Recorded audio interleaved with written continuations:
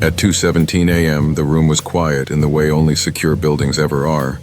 Quiet by design, quiet by discipline. The air hummed faintly with cooling systems buried behind walls, with machines breathing at a constant, regulated pace. Fluorescent lights cast a pale, sleepless glow across rows of monitors, where maps, numbers, and unreadable streams of data pulsed without pause. Nothing about the moment suggested crisis. Nothing yet. Then one screen flickered. It wasn't dramatic. No alarms, no flashing red warnings. Just a brief hesitation in the flow of information, the digital equivalent of a skipped heartbeat. The analyst nearest the screen barely noticed at first. He was halfway through a sip of stale coffee, eyes trained on a different display, when a log refreshed itself twice. That shouldn't happen. He leaned forward, setting the cup down. The system logs were supposed to move in one direction only. Forward, clean, predictable. But here it was again. A timestamp out of sequence. A request that didn't match any authorized pattern. A door opening where no door was meant to exist. "Did you touch this?"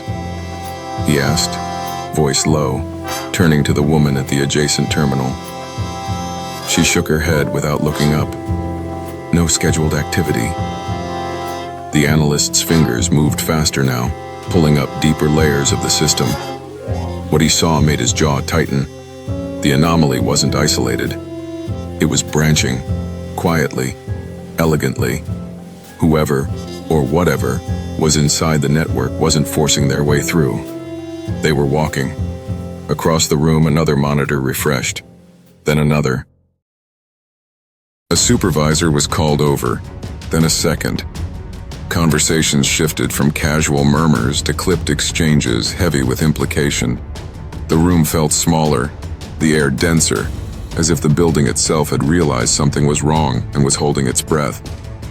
"This doesn't look automated," someone said. "No malware signature," another replied. "No known exploit chain." The supervisor stared at the screen, arms crossed, face unreadable. "So what is it?" No one answered right away. Outside that room, beyond layers of concrete, security checkpoints, and unmarked corridors, the city slept. Traffic lights cycled for empty streets. Apartment windows glowed and dimmed. Somewhere, a teenager lay sprawled on a bed or hunched at a desk, surrounded by the familiar clutter of an ordinary life. Homework half finished, a phone buzzing silently with ignored notifications, a computer screen alive with possibility. Inside the system, the intrusion continued. By 2:31 a.m., the word breach was spoken out loud for the first time. Not shouted, not panicked, just stated, carefully, like a diagnosis no one wanted to confirm, but no one could deny. The network had been entered. Not a public-facing server, not a decoy environment. Core infrastructure. Protected layers that existed specifically to never be seen by unauthorized eyes. Layers guarded by budgets measured in billions, by policies written in the aftermath of past failures, by the assumption that some spaces were simply too hardened, too watched, too complex to reach. Yet here it was. The intruder wasn't racing. That was what unnerved the analysts most. There was no data dump, no erratic scraping, no obvious attempt to cause damage. The activity suggested patience, curiosity, precision. Files were opened, not copied. Directories explored, not altered. The system was being understood. "It's like they're looking around," someone whispered. The supervisor didn't respond. He was already on the phone. What followed unfolded with a strange duality. Speed layered over restraint. Protocols activated. Additional monitoring spun up. Quiet alerts were sent to people who would never be named in reports. Each step followed procedure, but beneath the professionalism ran a current of disbelief. Whoever was inside didn't belong there. And yet, they had arrived without triggering the safeguards designed to stop them. At 2:46 a.m., the trace began. Digital footprints are never as clean as hackers like to imagine. Every movement leaves something behind. Timing inconsistencies, routing quirks, patterns that reveal intent even when identity remains hidden. The analysts followed the trail backward, hop by hop, through infrastructure that spanned continents and jurisdictions. The intruder had been careful, very careful, but not careless enough to be invisible. Still, something didn't add up. "This origin doesn't make sense," one analyst said, brow furrowed. "It's domestic." The room went silent. Domestic meant rules changed. It meant this wasn't a foreign intelligence operation, or at least not in the way everyone had prepared for. It meant the threat wasn't coming from across an ocean, but from somewhere uncomfortably close. "Check again," the supervisor said. They did. Twice. 3 times. The result didn't change. By 3:12 a.m., a new realization settled over the room, heavier than the first. The intruder wasn't using advanced state-level tools. No custom hardware, no classified techniques. The methods were clever, yes, but built from publicly known components, assembled in a way that suggested learning rather than institutional backing. "That's impossible," someone said flatly. And yet, there it was on the screen. At 3:29 a.m., the intrusion stopped. Not because it was detected, not because access was cut. The activity simply ended. The system logs returned to normal. The quiet hum resumed its unbroken rhythm. If not for the records already captured, it would have been easy to believe nothing had happened at all. But everything had changed. Within hours, the building filled with people who hadn't been there overnight. Suits replaced hoodies. Voices grew louder, sharper. Questions piled up faster than answers. How long had the intruder been inside? What had they seen? What had they taken without taking anything at all?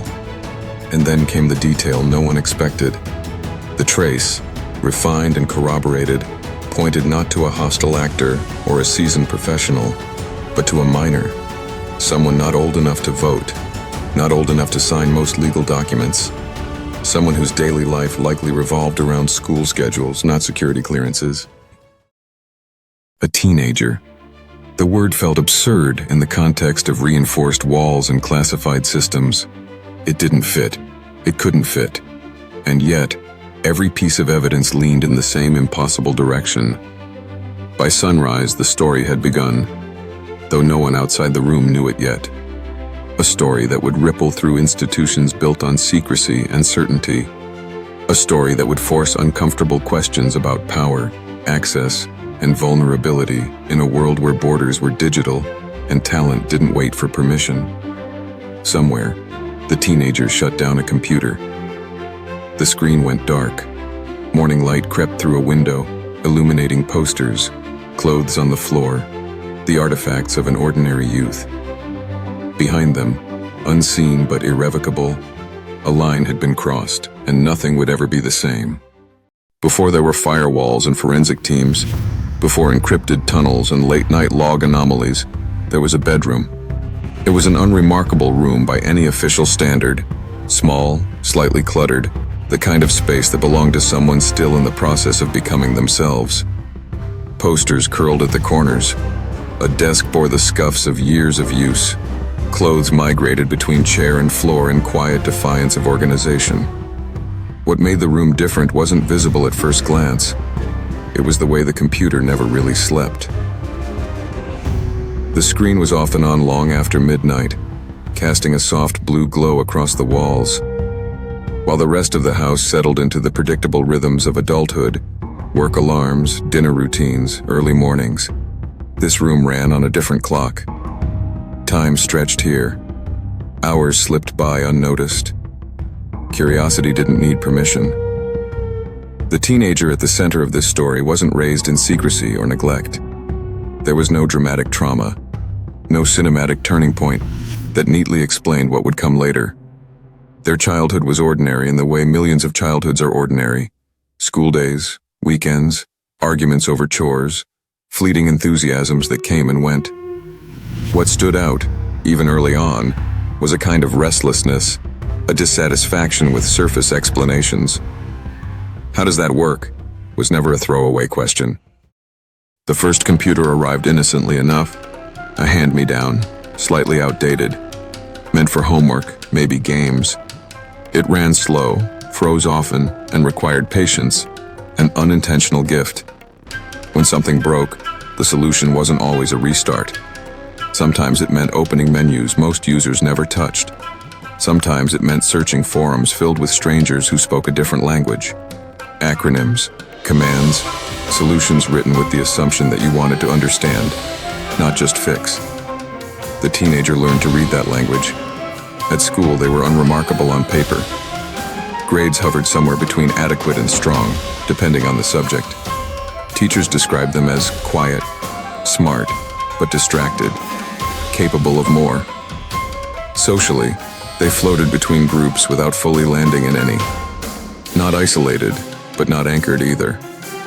The digital world offered something the physical one didn't: clarity. Systems behaved logically. Inputs led to outputs. If something failed, there was a reason, even if you had to dig to find it. They started small, customizing settings, breaking and repairing things just to see if they could. When software crashed, it felt less like an inconvenience and more like an invitation. Each error message was a puzzle piece. Each fix unlocked a little more confidence. Online, the teenager found communities that didn't care about age. Handles replaced names. Skill mattered more than credentials. In forums and chat rooms, people argued passionately about operating systems, encryption standards, network behavior. And no one asked how old you were before answering your question. They assumed instead that if you were asking the right questions, you belonged. That assumption mattered. By their early teens, the teenager was spending hours reading documentation no one had assigned. Manuals written for professionals. White papers meant to be skimmed by experts and ignored by everyone else.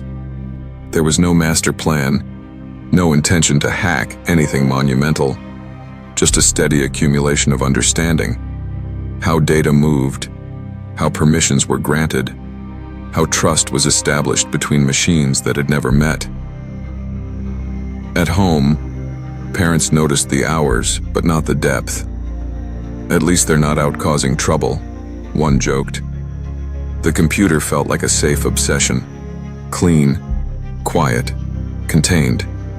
There were rules about bedtime, about homework, about balance. They were followed just enough to avoid serious confrontation, bent just enough to keep learning. The teenager didn't think of themselves as exceptional. In fact, they often assumed everyone else could see the same patterns, ask the same questions. It was surprising, sometimes frustrating, to discover that others didn't share the same impulse to look under the hood. Why accept that something worked when you could know why it worked? The first ethical lines appeared early, though they weren't recognized as such at the time. Accessing systems you technically weren't supposed to touch, but that didn't ask you to leave. Reading data that was visible if you knew where to look. The internet blurred boundaries effortlessly. If a door was unlocked, was it really locked? If information was accessible, was it really hidden? These weren't acts of rebellion. They felt more like exploration. The teenager kept a mental map of what felt acceptable and what didn't.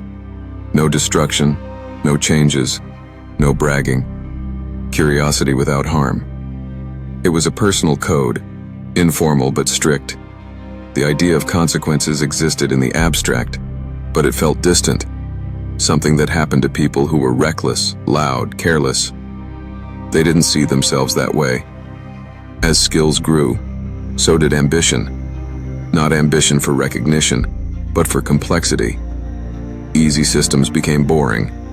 Well-documented problems lost their appeal once solved. The real excitement lay in understanding how large, intricate networks maintained the illusion of control. How massive organizations trusted layers of technology built by humans who made mistakes. Mistakes were fascinating. Late at night, While the house slept, the teenager traced digital pathways like someone exploring a city through service tunnels and maintenance corridors. Always observing, always learning. The scale of the internet no longer felt infinite. It felt mapped, navigable, full of patterns waiting to be noticed. There were moments of hesitation, times when they pulled back from something that felt too big, too close to a line they couldn't quite define. But each successful exploration recalibrated that line. Confidence has a way of moving boundaries without asking permission. By the time the Pentagon systems entered the periphery of the teenager's awareness, they weren't a target. They were an idea, a symbol of complexity, of authority, of assumed invulnerability. The kind of system everyone said couldn't be reached. Those were always the most interesting ones. Still, nothing about the teenager's life suggested what was coming. Mornings still involved rushing out the door. Weekends still blurred together. Friends still talked about games, music, futures that felt far away. The world saw a kid growing up. Inside, a different story was unfolding, one built on quiet nights, glowing screens, and a relentless need to understand how far curiosity could go before it turned into something else entirely. The breach hadn't happened yet, but the path to it had already been laid, line by line, question by question, in a bedroom where learning felt limitless and consequences felt theoretical. That was where it began. By the time the teenager moved closer to serious systems, hacking no longer felt like hacking. It felt like learning how doors worked. At first, everything had been practice, small websites, old servers, test environments left open by mistake. The teenager didn't crash anything, didn't change anything. They watched, they learned. They treated systems the way a mechanic treats an engine, listening before touching, understanding before acting.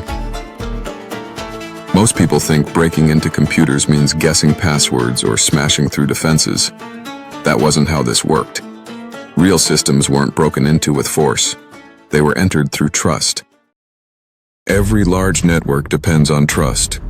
One system trusts another to behave correctly. One account trusts another to ask for the right things. Over time, these trust relationships pile up. No one person sees the whole picture. That's where small mistakes hide. The teenager learned to look for those mistakes.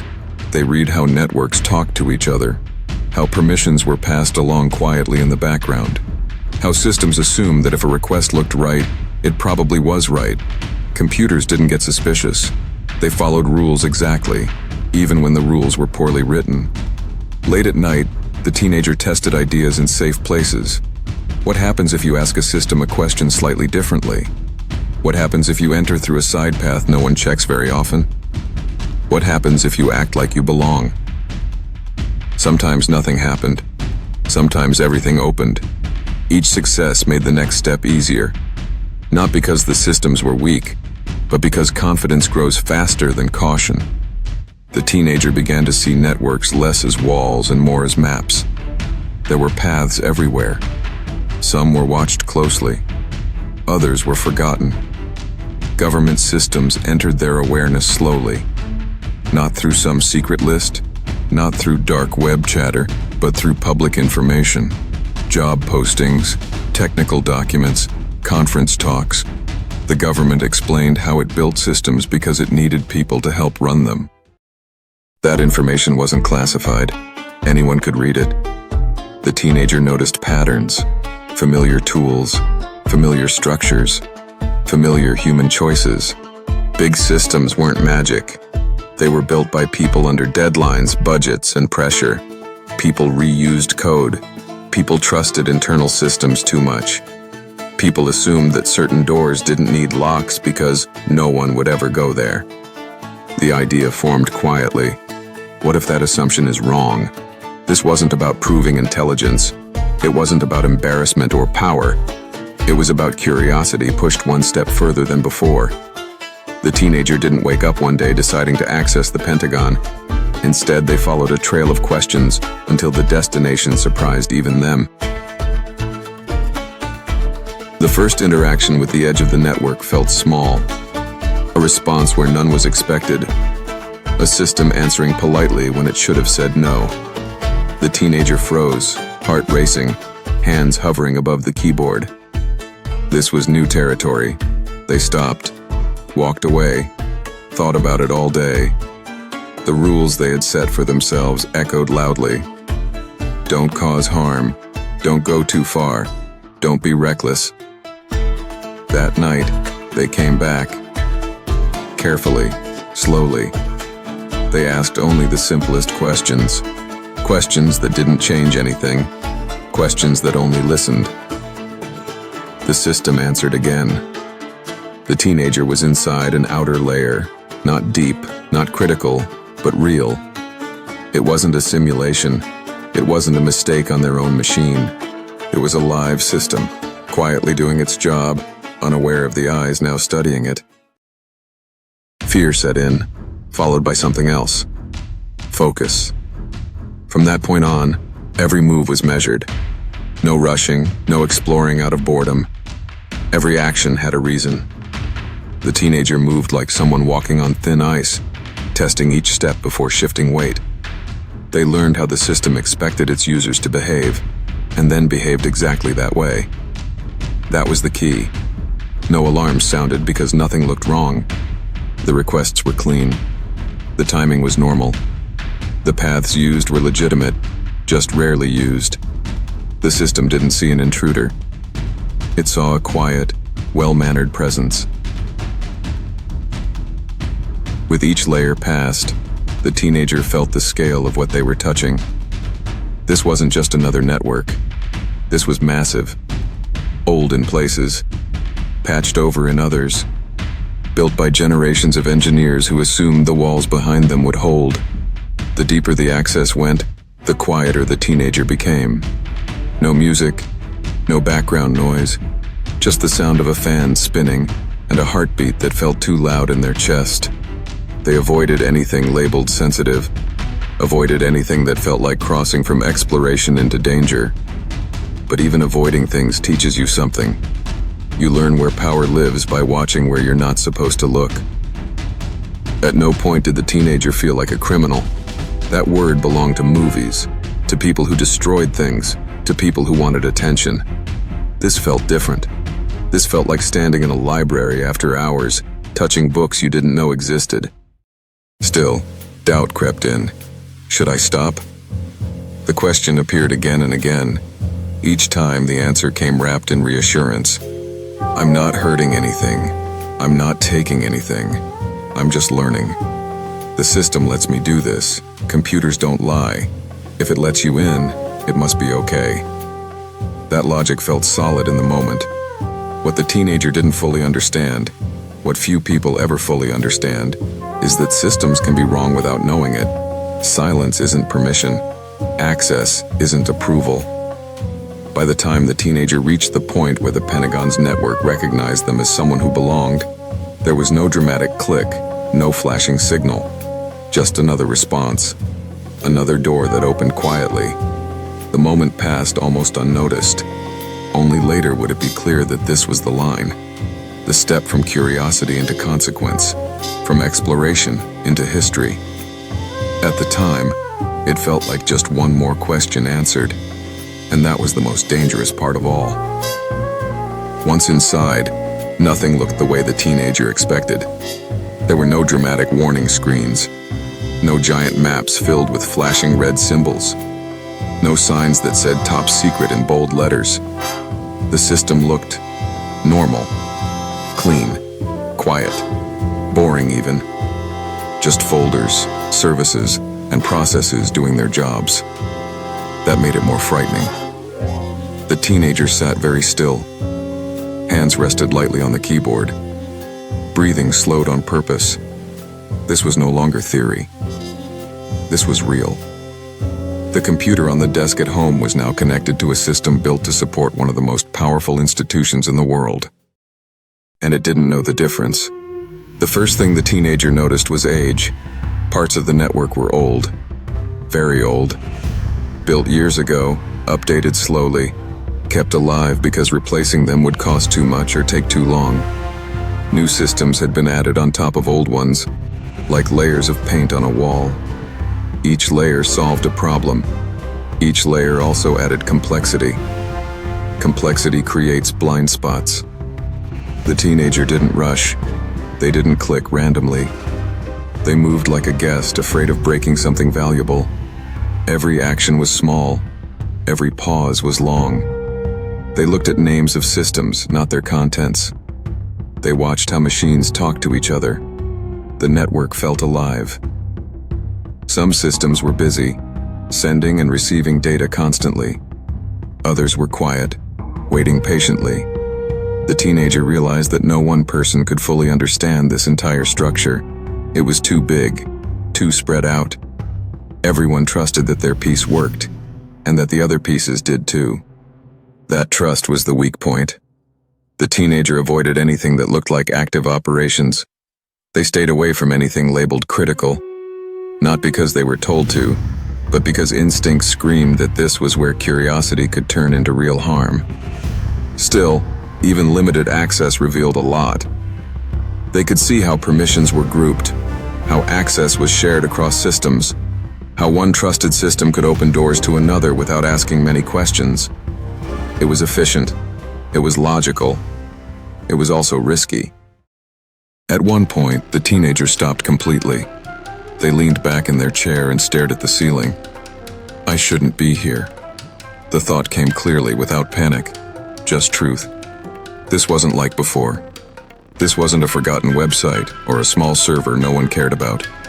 This was a place protected by laws, by power, by the idea that some spaces are off limits, no matter how open the door looks.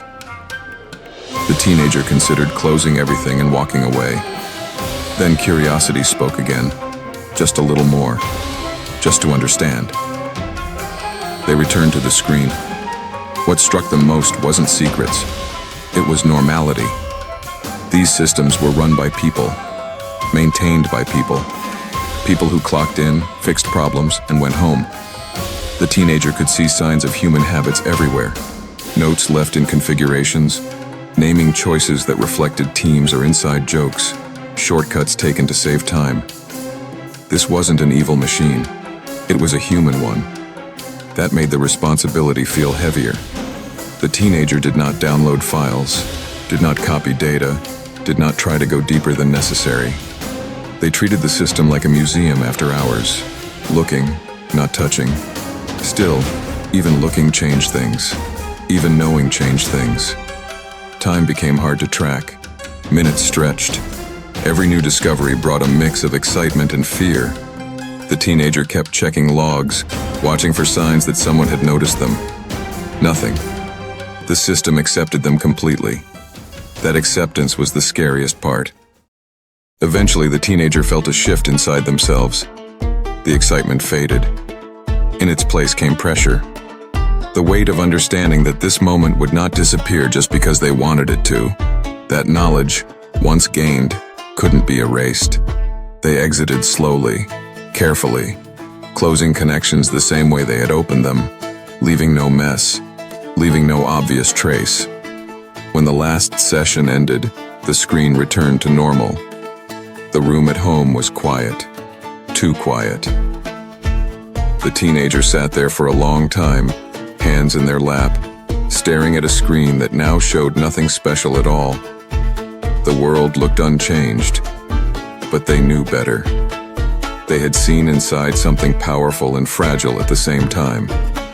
They didn't know it yet, but others were already retracing their steps, already asking questions, already realizing that someone had been there who should never have been allowed inside. The teenager shut down the computer. Sleep didn't come easily. Somewhere far away, systems kept running, logs kept recording, and the consequences, slow but unstoppable, had already begun to move. The first people to notice something wrong did not panic. They were trained not to. At first, it looked like a small problem. A few strange entries in system logs.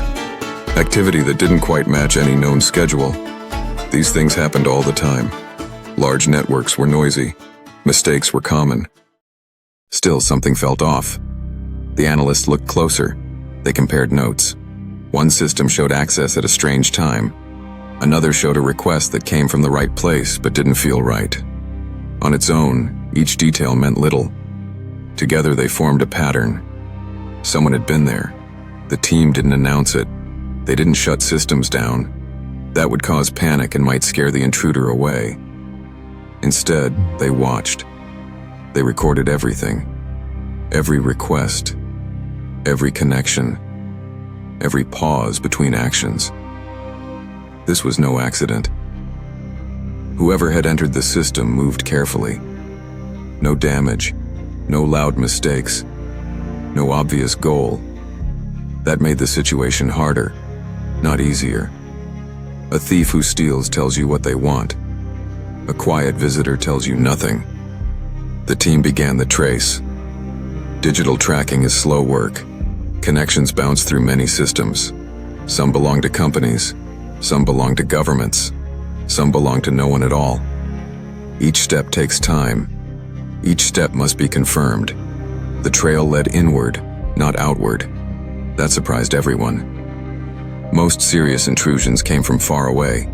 Different countries, different time zones. This one didn't. The signals pointed back to familiar infrastructure, domestic lines, ordinary providers. Nothing special. They checked again. The results stayed the same. As they dug deeper, another strange detail appeared. The methods used were clever, but not advanced. No rare tools, no classified techniques, no signs of a large, well-funded group. The intruder knew what they were doing, but they were working alone. "This doesn't feel professional," one analyst said. "It feels curious," another replied. The team began to build a profile. The intruder worked late at night, took long pauses, moved slowly, avoided sensitive areas. That behavior suggested learning, not stealing. Exploration, not attack. Still, intent didn't change the facts. The systems had been accessed without permission. More people were brought in. Legal teams, security leaders, quiet phone calls were made. The building filled with tension, not noise. Everyone understood the risk. If one person could get in, others might already be trying. The trace narrowed. An address range, a device pattern, a usage rhythm that looked less like an office and more like a bedroom. Someone who logged in after school hours. Someone who disconnected before morning. Then came the moment no one expected. The age estimate. Based on behavior, schedule, and technical choices, the analysts reached a hard conclusion. The intruder was very young, likely a minor. The room went silent. A teenager did not fit the threat models. The defenses were built to stop nations, not kids with laptops. And yet, the evidence was clear. The system hadn't been beaten by power. It had been slipped past by understanding. The team faced a choice: shut everything down immediately, or wait just long enough to be sure. They chose to wait. Carefully. Quietly. That night, they watched as the intruder returned. Every move was logged. Every pause measured. When the connection ended, the team acted. Warrants were prepared. Local authorities were contacted. The case moved from digital space into the real world.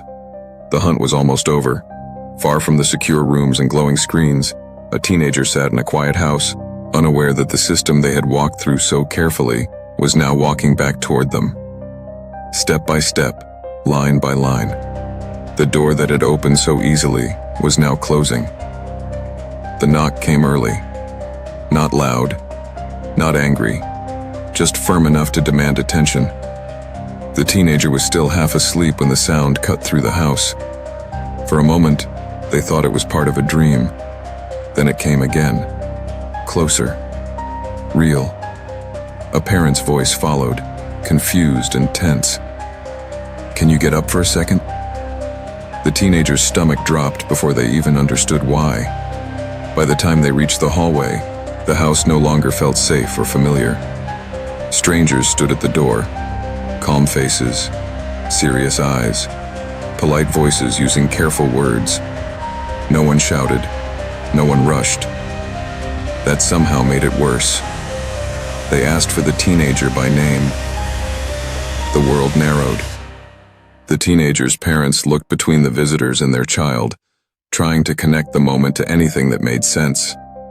There was no broken window, no flashing lights, just quiet authority stepping inside like it belonged there. "We need to talk," one of them said.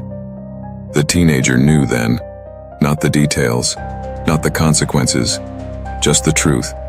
This was about the computer, about the nights, about the thing they thought no one saw. They didn't resist. They didn't argue. There was nothing to say. The questions came slowly. "Where did you learn this? Were you alone? Did anyone help you?" The teenager answered honestly, voice flat, hands shaking. They kept waiting for anger, for accusations, for fear. Instead, there was something worse. Disbelief. "You understand how serious this is," someone said gently. The teenager nodded, though the understanding came in waves, not all at once. Serious had always been a word for later, for adults, for things far away. Now it sat in the room, heavy and unavoidable. Devices were collected, the computer, the phone. Everything that once felt like freedom now felt like evidence. The screen that had opened so many doors was dark. Their parents were stunned. Questions tumbled out after the officials left. How? Why? What were you thinking? The teenager tried to explain, but words failed. How do you explain curiosity that went too far? How do you explain that you never meant to hurt anyone? The house felt different after that. Smaller. Fragile. News traveled faster than expected. Not names, not yet, but rumors. Whispers of a breach, of an investigation, of a young suspect. The teenager saw none of it directly, but they felt it in the sudden silence of friends, in the way adults spoke more carefully. School became unbearable. Every announcement sounded like it might be about them. Every teacher's look felt loaded. The teenager kept their head down, counting minutes, waiting for days to pass. Legal meetings followed.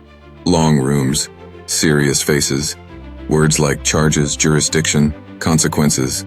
Adults spoke for the teenager now. Decisions were made above their head. Their future felt like something being discussed in another language. The hardest part wasn't fear. It was regret. Not regret for learning. Not regret for curiosity.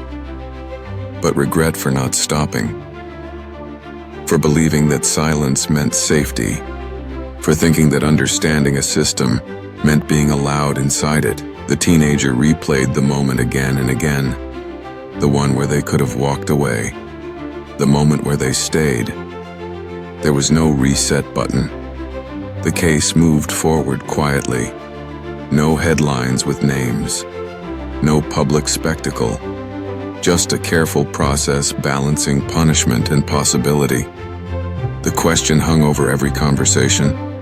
Was this a criminal or a child who went too far? The teenager didn't know the answer themselves. What they did know was that something had ended. The nights of quiet exploration, the sense of being invisible, the feeling that the world was just a system waiting to be understood. Now the world was watching, and nothing would ever feel simple again. The investigation ended. The meeting stopped. The house grew quieter again, but it was not the same quiet as before. It was heavier, careful, like everyone was afraid to say the wrong thing. The teenager was no longer just a teenager. They were someone with a story. Life did not go back to normal. It moved forward, but on a different path.